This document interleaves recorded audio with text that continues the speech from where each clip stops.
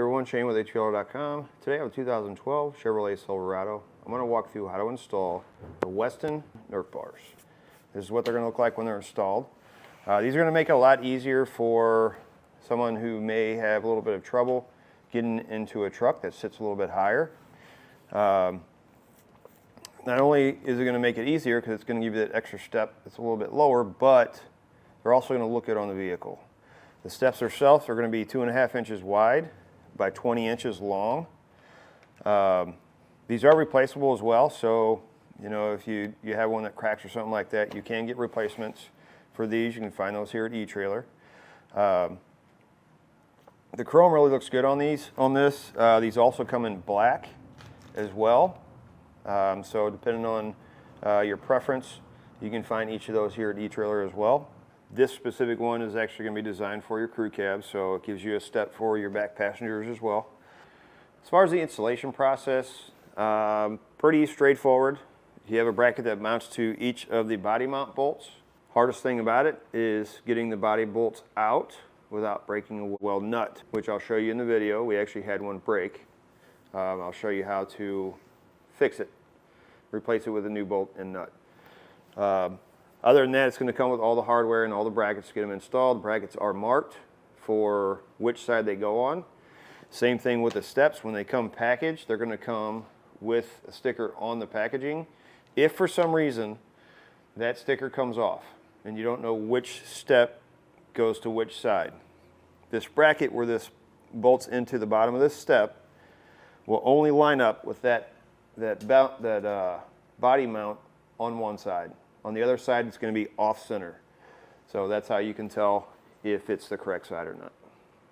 If it's something that may not have the time or space to do, you can always check out a dealer locator, find someone near you that is able to put it in. If you want to give it a try, you can get it installed in your driveway or your garage with a few simple tools. Follow along with me and I'll walk through how to do it now. Starter installation. You want to get all of your hardware out of the box. The brackets are going to be side specific. There's going to be a stamp on them. This one says PR for passenger rear. And where these are going to mount is our body bolts. You'll have one here, one in the center, and one in the front. We're going to take a 13/16 socket and remove the body mount bolt.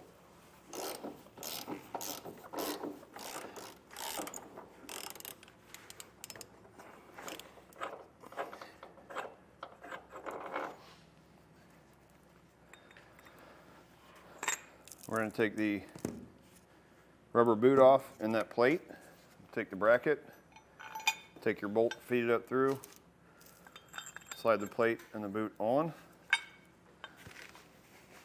and we're going to reinstall it.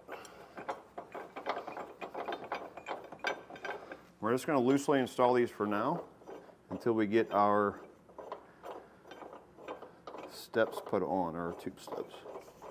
So we ran into a problem with the center one, and this is one of the reasons why you can't use an impact, which we didn't, but the Chevys, the GMs, have thread locker on the bolts, and there was so much gunk on the plate that was up here on the end of the threads that when I started to take it out, it ended up breaking the welded plate, the plate that's welded to the inside of that cup. It ended up breaking it. So what I had to do is I drilled a hole in the side here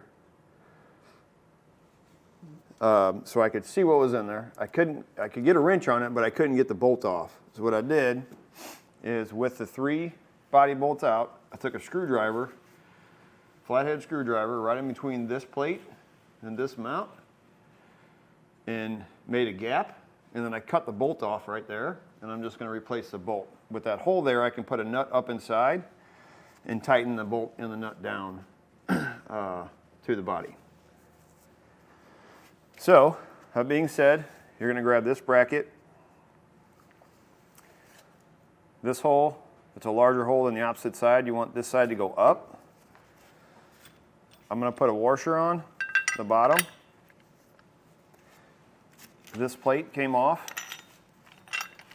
So now I'm going to feed this up in there. I'll put a nut inside that hole and then thread it onto this bolt.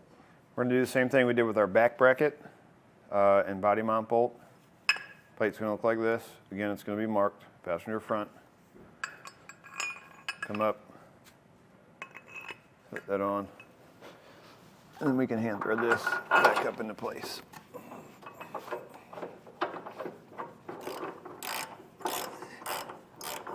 Now we don't want to tighten these all the way when we'll leave them loose until we get the steps in place. Now with an extra set of hands, we're going to take these bolts, we're going to put on a lock washer and a flat washer, come through the back of the plate, and we're going to thread it into the end of the tube.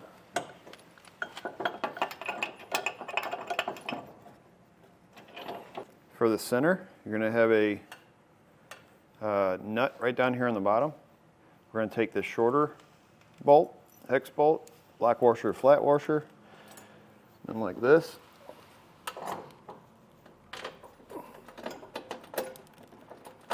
And thread it up into the bottom of the step. Once you get your steps on, we're going to come back, we're going to tighten these through the brackets first, and then torque them to the specs and the instructions, and then we'll come up and then we'll tighten and torque the bed bolts, or the body bolts back down.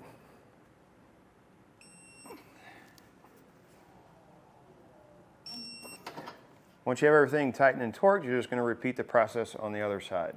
That's going to do it for a look at an installation of the Westin Nerf Bars on a 2012 Chevrolet Silverado 1500.